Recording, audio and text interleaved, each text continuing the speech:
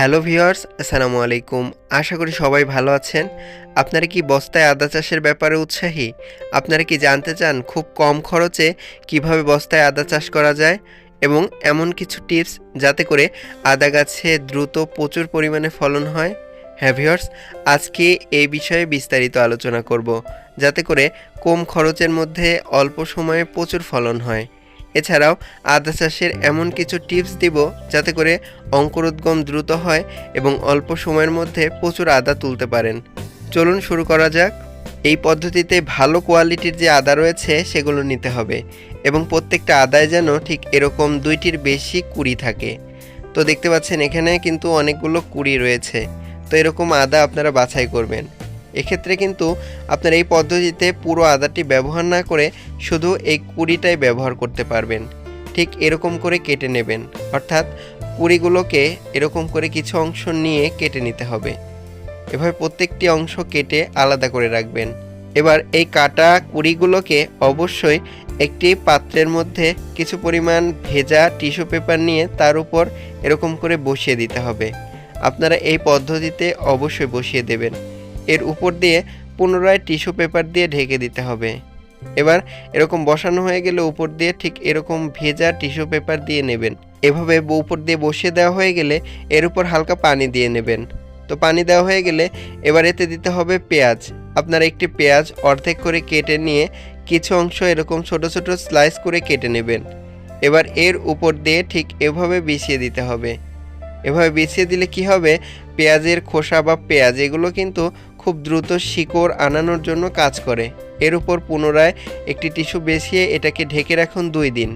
দেখতে পাবেন 2 দিনের মধ্যেই কিন্তু ঠিক এরকম শিকড় গজিয়ে যাবে। দেখতে পাচ্ছেন 2 দিনের মধ্যেই কত সহজেই শিকড় গজিয়ে গেছে।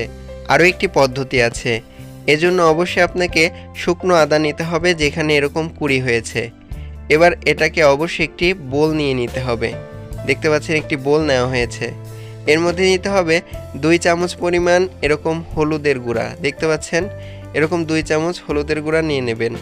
এবার নেওয়া হয়ে গেলে এতে অবশ্যই হাফ লিটার পরিমাণ পানি দিয়ে নেবেন। এর মধ্যে এই আদাগুলোকে ভিজিয়ে রাখবেন। আপনারা যদি এই কাজটি করতে পারেন তাহলে আদার গোড়া পচা বা যে কোনো রোগবালাই হবে না, আর সহজেই আপনারা মাটি তৈরি করতে পারেন। এজন্য মাটি তৈরির ক্ষেত্রে অবশ্যই আপনারা ব্যবহার করবেন 40% গোবর সার ও 60% বেলে মাটি।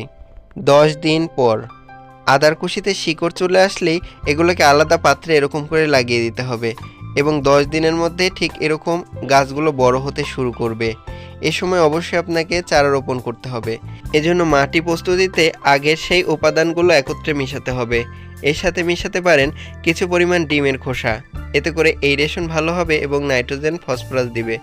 এর পাশাপাশি এই ব্যাগ নিতে হবে। আপনারা বস্তা ব্যবহার করতে পারেন কিংবা গ্রো ব্যাগেও চাষাবাদ করতে পারেন। আমরা এই পদ্ধতিতে ব্যবহার করছি, তো আপনারা চাইলে সহজেই বস্তা কিংবা সিমেন্টের বস্তা নিতে পারেন। এবার এই মাটি অর্থাৎ মাটি প্রস্তুত করা হলে সেই মাটিটা এরকম বস্তার মধ্যে ভরে নিতে হবে। দেখতে পাচ্ছেন ঠিক এভাবে প্রত্যেকটি বস্তা ভরে নেবেন। ভরা হয়ে গেলে এই চারাগুলোকে অবশ্যই ঠিক এভাবে রোপণ করে দিতে হবে। কেন এই পদ্ধতি? কারণ এই পদ্ধতিতে খুব দ্রুত ফলন পাওয়া যায় এবং বেশি একটা পরিশ্রম করতে হয় না। তো আপনারা যদি ঠিক এরকম করে একটি বা 2টি করে চারা প্রত্যেকটি বস্তায় লাগিয়ে দিতে পারেন তাহলে কিন্তু দেখবেন এইগুলো থেকে সবচেয়ে বেশি পরিমাণ আদা পাওয়া যায়। বাড়ি আদা 2 সবচেয়ে বেশি লাভজনক ফলন পাওয়া যায়। তো এবার নিয়মিত গাছে পানি দেবেন। পানি দেওয়ার পাশাপাশি একটি উপাদান দিয়ে দিতে হবে, সেটি কি চলুন দেখি। একটি পাত্র চুলার উপর নিয়ে তাতে আপনারা 250 মিলি পরিমাণে পানি দিয়ে দিবেন। এবার পানি দেওয়া হয়ে গেলে কিছুক্ষণ ফুটান। এবার হালকা ফুটানো হয়ে গেলে তাতে 1 চা চামচ চা পাতা প্রথমে দেবেন, এরপর আরও 1 চা চামচ দিয়ে দেবেন, অর্থাৎ 2 চা চামচ চা পাতা দিয়ে খুব ভালোভাবে নাড়াচাড়া করে দিতে হবে। এবার কিছুক্ষণ নাড়াচাড়া করা হয়ে গেলে এর মধ্যে দিয়ে দিতে হবে, সেটি হলো 5 থেকে 6টি কোয়া রসুন। এটি অবশ্যই খোসা ছাড়ানো থাকবে এবং এটি অবশ্যই এই টকবকে পানির মধ্যে ছেড়ে দেবেন।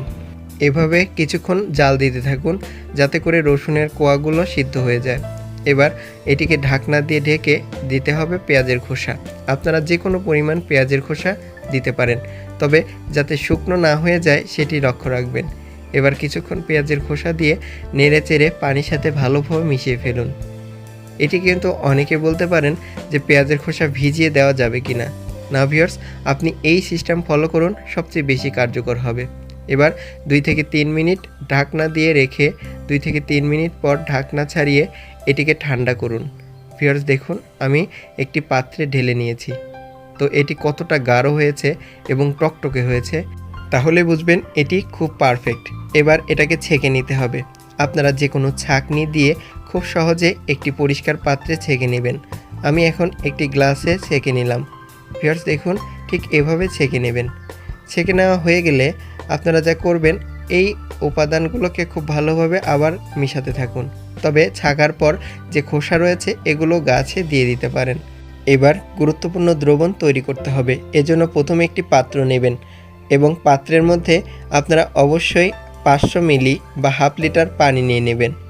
এবার হাফ লিটার পানি নেওয়া হয়ে গেলে যা দিতে হবে, এই যে এই দ্রবণটা যেটি আপনি কিছুক্ষণ আগে তৈরি করেছেন, এটি কিন্তু সরাসরি গাছে দেবেন না।